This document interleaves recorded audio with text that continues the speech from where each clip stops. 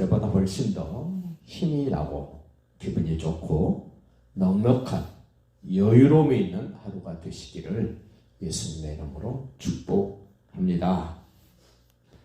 하나님이 내게 말씀하시면 나는 그 말씀에 어떻게 반응을 할 것인가를 늘 미리미리 생각하시고 준비하면서 세상을 살아가시기를 다시 한번 부탁을 드립니다. 하나님의 말씀을 듣고 그 말씀을 거역했던 사람들, 하나님이 어떻게 그들을 대하시는가? 하나님 나한테 왜 이러십니까? 라고 말하기 전에 내가 하나님의 말씀에 내가 어떻게 반응을 했는가를 먼저 생각해 보셔야 된답니다. 그 34절 보십시오. 여호와께서 너희의 말소리를 들으시고 노하사 맹세하셨다. 하나님의 말씀하신 말씀을 거역하고 불순종하고 대적했던 그들에게 하나님이 진노하시고 맹세까지 하셨다.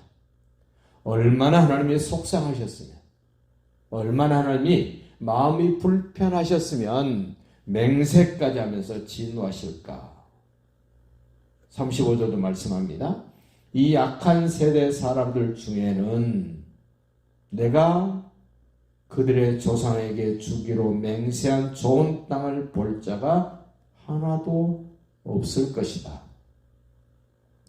하나님은 계속적으로 지속적으로 그 조상들에게 이 땅, 가나안 땅 너와 내 후손에게 주겠다라고 계속 말씀하셨던 건 하나님을 신뢰하지 못하고 그 하나님이 주시겠다 그러면 가서 차지하면 될 텐데 그 하나님에 대한 신뢰가 없어서 자기들이 본 대로, 자기들이 느낀 대로, 자기들의 감정에 치우쳐서 하나님을 불신했던 그들을 하나님이 진노하시고 한 사람도 그 약속의 땅에 들어가지 못할 것이라고 선언을 하면서 36절 봅니다.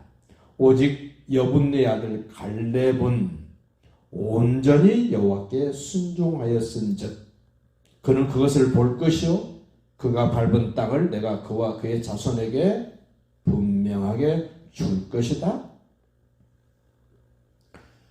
하나님의 말씀에 대한 반응, 하나님이 하신 말씀을 믿음을 화합해서 그렇게 하나님이 하실 거라고 그 하나님을 신뢰할 줄 아는 사람에게는 어떠한 경우가 되더라도 보장을 해주십니다. 그러나 이 핑계 저 핑계 대면서 불순종했던 그들에게는 하나님이 여지없이 진노하시고 다 죽게 만드신다는 겁니다. 37절을 보면 좀 안타깝습니다. 여호와께서 너희 때문에 내게도 진노하셨다. 불순종하는 이스라엘 백성들 때문에 모세에게까지도 불똥이 튀었다. 물론 모세도 말씀을 온전히 쫓지 못한 부분이 있습니다. 반석을 지팡이로 이렇게 가르치라 그랬는데 전에 했던 방법대로 지팡이로 반석을 두드렸습니다. 그것을 하나님은 엄청난 불순종, 하나님의 거룩을 나타내지 않았다라고 말씀하시면서 너도 가나안 땅에 들어갈 수 없다라고 단호하게 말씀하십니다. 38절도 봅니다.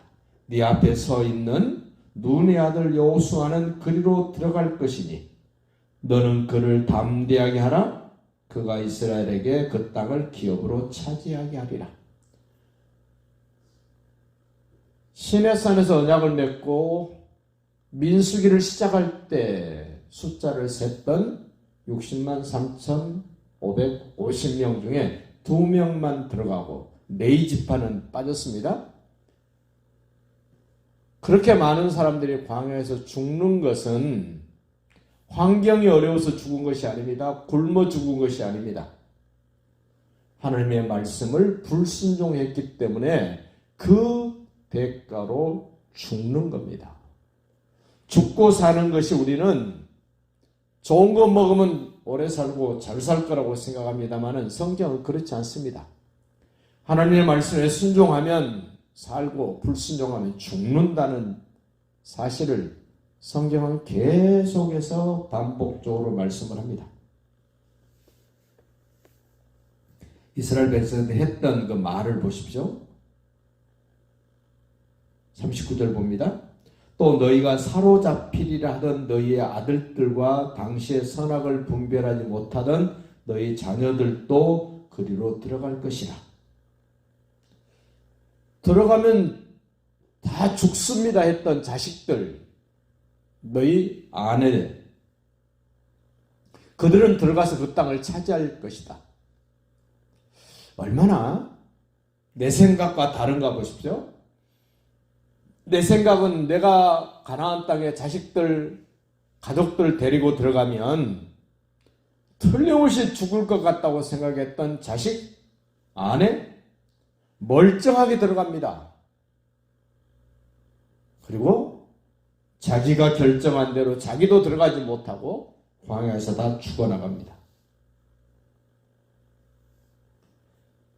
그렇게 가데스 바네아에서 그렇게 가나안 땅 정탐하고 와서 엉뚱한 소리 했던 그들이 40절 봅니다. 너희는 방향을 돌려 홍해길을 따라 광야로 들어갈지니라 하시매 그들이 대답하기를 우리가 여호와께 범죄하였사오니 우리 하나님께서 우리에게 명령하신 대로 우리가 올라가서 싸우리다.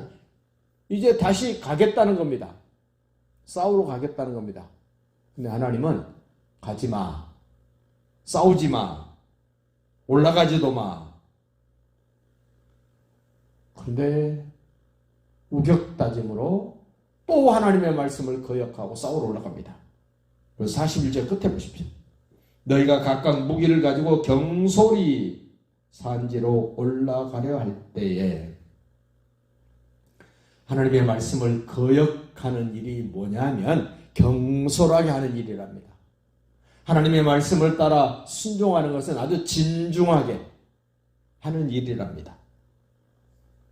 여호와께서 내게 이르시되 너는 그들에게 이르기를 너희는 올라가지 말라 싸우지도 말라. 왜 올라가지 말아야 합니까? 왜 싸우지 말아야 합니까?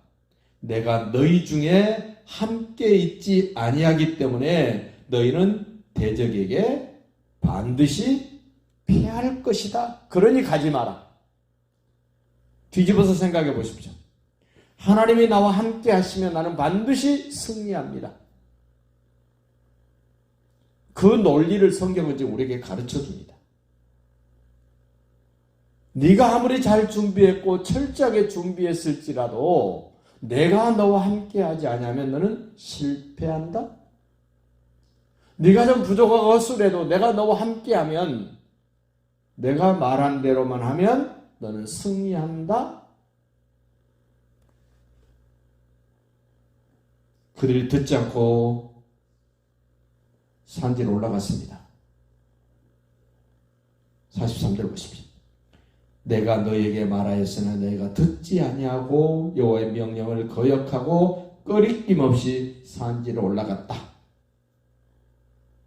한 번 불순종하니까 또 불순종할 거리가 자꾸 생겨집니다. 그 산지에 거주하는 아모리 족속이 너희에게 마주 나와 벌떼같이 너희를 쫓아 세일산에서 쳐서 호르마까지 쫓겨왔다. 비참하게 패배합니다. 하나님이 말씀하신 대로 됩니다. 이러한 것들을 우리에게 거울로 보여주셨다 그럽니다. 너는 어떻게 할래?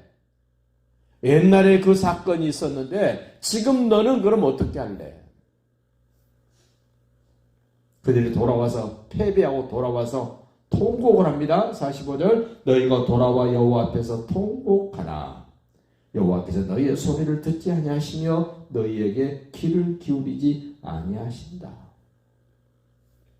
내 소리를 들어주실 수 있도록 내가 하는 기도를 들으실 수 있도록 순종해보고 힘들면 힘든 대로 어려우면 어려운 대로 하나님 앞에 기도하면 됩니다. 불순종하고 와서 통곡한들 소리소리 지른들 하나님은 귀 막고 얼굴 돌리시고 외면하신답니다. 오늘 우리가 새벽을 깨우며 기도할지라도 내가 하나님의 말씀을 어떻게 반응하느냐에 따라서 하나님도 내가 하는 것에 반응하신다는 사실을 꼭 기억하시고 오늘도 주님이 인도하시는 대로 멋지게 승리하시고 행복하시기를 예수님의 이름으로 축복합니다.